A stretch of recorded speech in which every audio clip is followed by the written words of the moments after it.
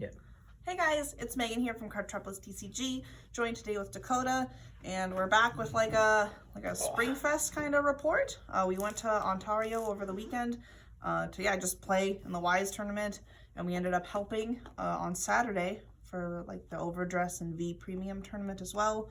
And yeah, we got some like boxes out of it, so I figured we'd just like open them up and maybe like, I don't know, talk a little bit, I guess, about Springfest in general. Yeah, like our experience with the event, and hopefully offer some insight to help anyone else who's planning on going to any of the other Springfests this upcoming spring/summer. Yeah, because it is like the first in-person like Bushiroad event in like 2 years. A lot of people just recently got into the game within that 2-year span. I know I'm one of them. I've only been playing for like a year and a half. So as far as Weiss goes. So yeah, we learned a whole lot. I guess we'll just kind of get into it. Yeah, I can't even. Do you need help? No, I get it. No, okay. You don't need to be so proud for the camera. Yes, I guess kind of the big thing that our like team can kind of talk about and attest to. We almost didn't play. Yeah, we almost didn't make it. I got the Roxy PR. Because we messed up our pre-registration. The cutoff was like on a Friday. I don't remember the exact day, and it was like a 2-week window, and for whatever reason we just thought that one person signed up for the entire team, and the questionnaire asked for the names of each like specific member of the team, what seats they were in, player A, B, or C, the team name, etc. Like none of us have ever used deck logs, so we didn't really understand that. I think the confusing part was, like every other team tournament I've ever played in, one person would sign up the whole team. Yeah, and Dakota's like our tournament guru. So I definitely thought when I was signing everyone up, like... Oh, I got the foil. Oh, nice. That's like $50. Yeah, my first card. Yeah, nice. Cool. Oh, that card almost killed me. Oh my gosh.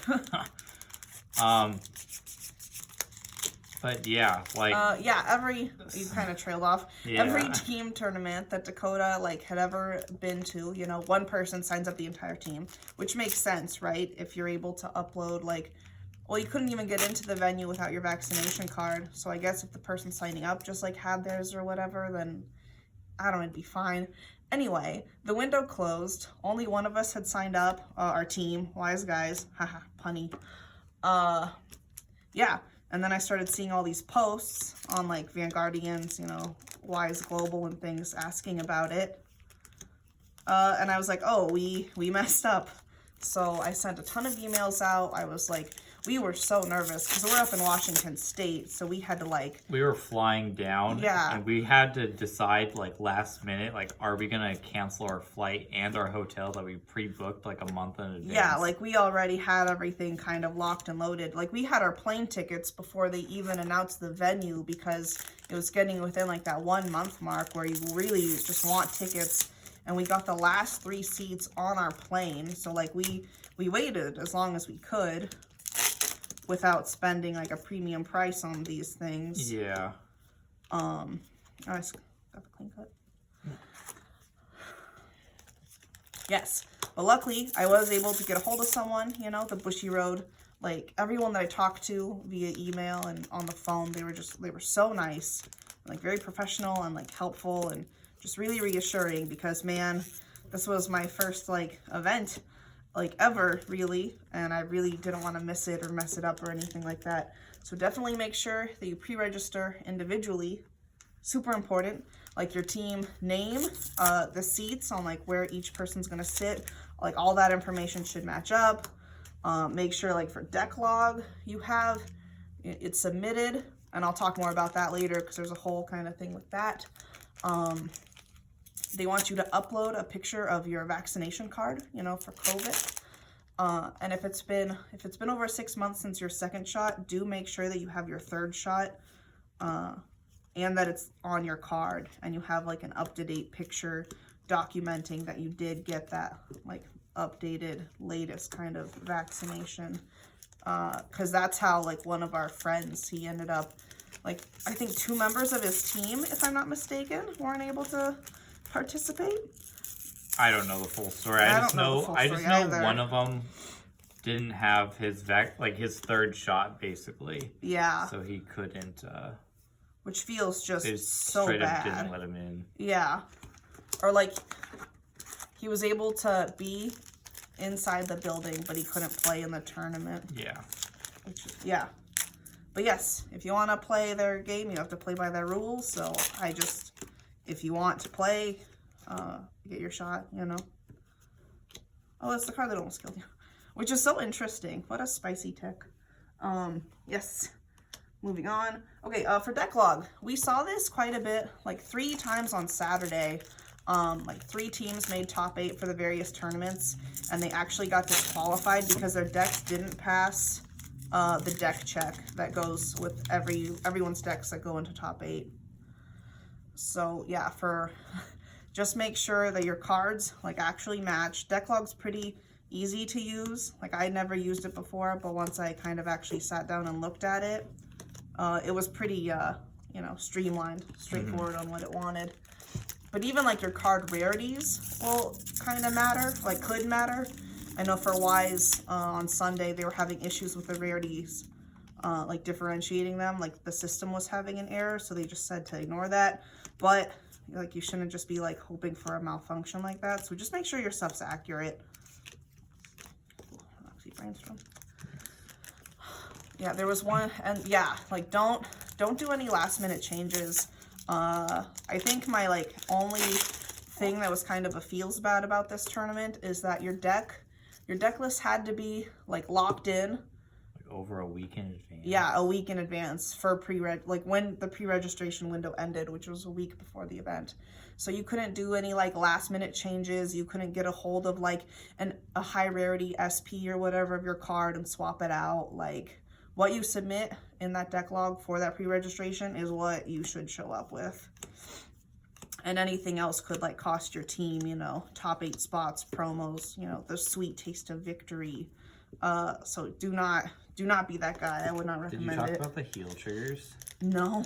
Yeah, so one of the Vanguard teams got DQ'd because they put in, I believe they put in SP heal triggers instead of their like common ones or triple rare ones or something, and then they got DQ'd for that. Yeah, which feels so bad. Like, man, that guy was, one of the teammates was so angry, which I understand. And I guess just like nuancy things too. I guess for this next part, I'll go over some things that our specific event wanted to be in place. But it can change and vary from venue to venue, you know, like they might not all have these rules. But ours had this rule for like matte sleeves, where the matte part like couldn't be on the side where like the sleeve would be, like for example right here. So the matte part had to be on the actual like card with, you know, the text and everything. And if you had like over sleeves with like, you know, the flower designs or whatever, it can't cover any like critical parts of the card, like here. It can't cover the power. Yeah, it can't cover the power, the text. Grade. Like, this is a Weiss card build posted in Vanguardians as well, but it can't, yeah, no pertinent information can be covered by any of that. And they have over sleeves there, so you of course can use them. And they only wanted you to use like Bushiroad, I think Bushiroad over sleeves and Bushiroad perfect fits. If you're playing Vanguard, you can only double sleeve anyway, but for the Weiss players out there, just kind of keep that in mind. And yeah, if you have matte, it needs to be on the card part of the card itself. I understand where they're coming from. The reason they do that is because it's like an anti-cheating thing. If the back of your sleeve is completely like gloss, it's much easier to notice any kind of like markings like indents or like scratches. Any kind of like markings that would be used to like identify like climaxes, heal triggers, any kind of like important card, like maybe your level 1 combo or your finishers or something. So like I've played a lot of other card games in the past, and that's a way that a lot of cheaters will mark their cards, is just like little markings on the back with their nail, like fingernail, just mark like pinches and stuff. Yeah. So if it's completely gloss, it's so much easier to see it. Whereas if it's like the matte and the frosted, sometimes it just distracts you a little bit and you don't notice it as easy. Yeah. So I get why they do it that way. No, it's a fair rule, but like a lot of people were like completely shocked by it, you know? Well, because yeah, everyone wants to see their cards, so they're just like, of course I'm gonna put the frosted ones on the back. Yeah. No, I get it. Let's see, what's my next part? So, and this is part of the floor rules too for Bushiroad events and things. But any like unlicensed sleeves that you have, no one got dinged for it during the like Swiss rounds, but for top 8, everyone had to change their sleeves for our event. And it made sense because like if you made it to like the top table, you know, the finals, they didn't want to hold up time with people having to re-sleeve. So any of your record it. Yeah, they do record it. So like your Comic-Cat sleeves, things like that, just kind of keep that in mind. If you do make it to top 8, they will, at least at our event, they had us change them out. And they had sleeves there. Yeah, worst case, dragon shields. Yeah, they had dragon shields too. But with that, make sure they're darker dragon shields, because if they're the lighter shade and you can like kind of see the back of the card, yeah, they have to be like purely opaque. So I'd stick with like a black, a dark blue, like something very safe like that. Yeah, so if you can barely see the Weiss Schwarz, like the white part of it, then it's not good enough. Yeah. And I guess the big thing about our event, I like kind of forgot about, when we were playing Weiss on Sunday, it was supposed to be 6 rounds based off the amount of teams and things that were there, but they ended up having it go like an extra 7th round,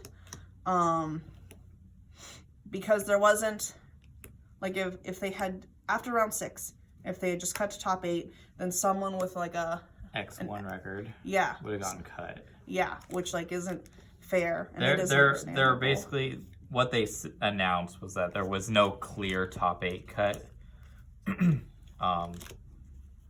So yeah, they would have cut like 1 or 2 X1s out. So by doing an extra round, and this was after there was only 1 undefeated left, so they did an additional round. Yeah. With 1 person being undefeated, which is weird. I feel like if I was in that position, like as a X1 player, I'd rather just take the risk of being the 1 cut than to have to play a whole nother round and have to win another round. Yeah. That being said, if you win that round and are still X1, you're like 100% guaranteed to be in.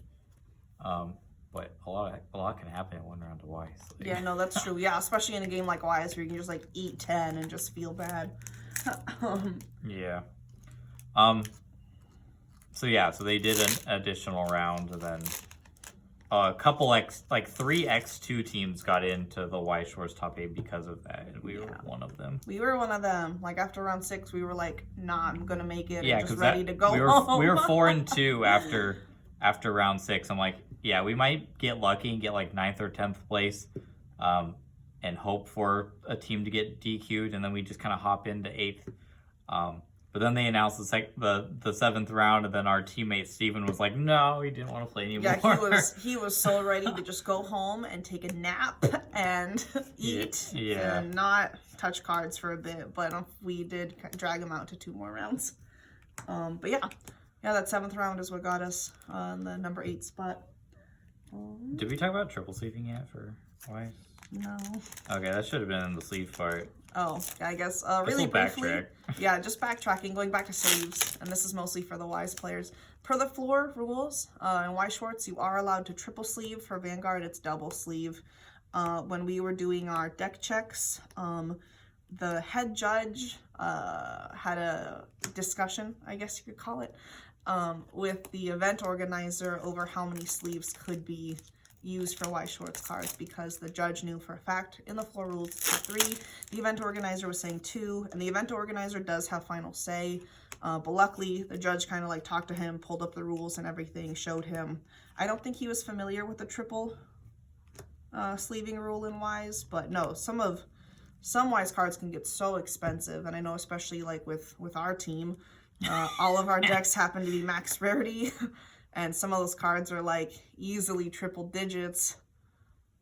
Easily triple digits. What is that? What? Yeah, like. Yeah, like little, like, yeah. I was really glad that we were able to triple sleeve. And after that kind of got announced, there was a guy behind us being like, what the heck? He got upset because he yeah. had already triple sleeved by unsleeving the outer sleeve, taking off the character sleeve, and then taking off the perfect fit, putting the card back into the regular sleeve, and then over with the oversleeve. Yeah, and then multiply that by 50, and that's what like he had to do for his max rarity deck. So I'm really glad that we kind of like dug our heels in a little and fought to have our stay triple sleeved and like made them look up the rules and have that discussion, because just a lot of time, and you wouldn't want the worst case scenario, you're shuffling or something and it just hits so perfectly and ends up dinging your sleeve. That would, and like damaging your card, that would be the absolute worst. Yeah.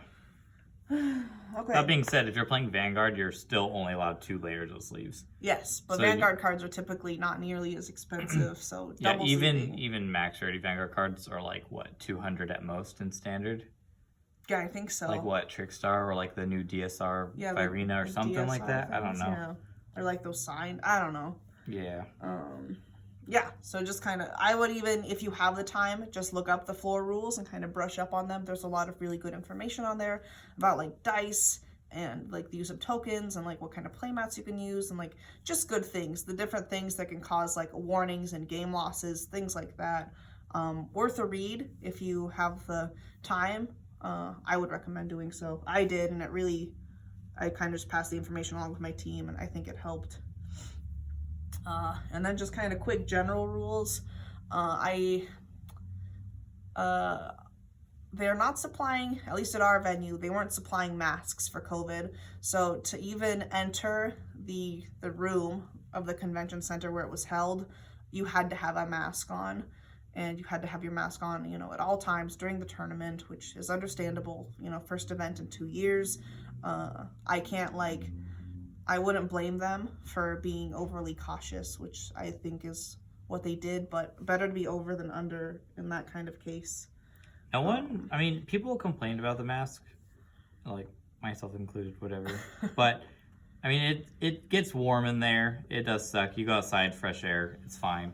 But nobody fought it. Nobody was wearing it incorrectly. Like, everyone was actually following the rules. I saw some people wearing it incorrectly, but for eventually, an extended period of time? Not like long time, but you know. Like under the nose for 10, a couple 15 seconds. minutes. Like, Yeah, and it was only like a few people, and it was, you know, it really wasn't that bad.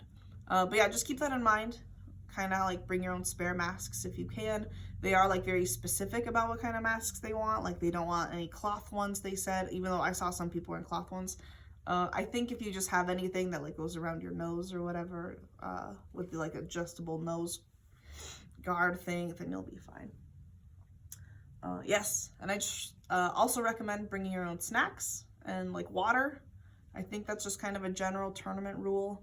They had vendors there, but there's no like intermission or anything like that.